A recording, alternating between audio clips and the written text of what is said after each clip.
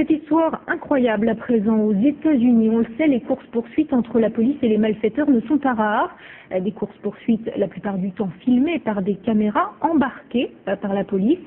Mais récemment à Salt Lake City, une de ces chasses s'est terminée d'une manière pour le moins inattendue. Christophe Nardini. C'est certainement une course-poursuite qui entrera dans les annales de la police américaine. Depuis sa voiture de patrouille, le shérif du comté de Weber dans l'Utah filme à près de 55 km/h. Une prise en chasse pas vraiment stressante, surtout un dimanche où les rues de la ville sont vides et à l'heure où la plupart des habitants écoutent le sermon du pasteur. C'est d'ailleurs probablement ce détail qui a mis la puce à l'oreille du shérif.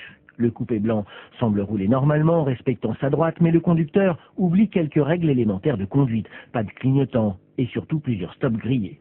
Gyrophare allumé et toute sirène hurlante, le policier continue de suivre la voiture mais décide de ne pas brusquer son conducteur de peur de l'affoler et de provoquer un accident. La voiture accélère mais presque coincée, elle s'engage dans la cour d'une ferme, puis stoppe net.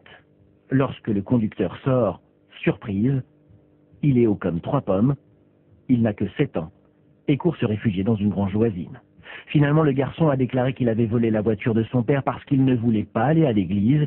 Vu son jeune âge, il n'encourt aucune peine, mais son père est prié de trouver une cachette plus appropriée pour ses clés de voiture.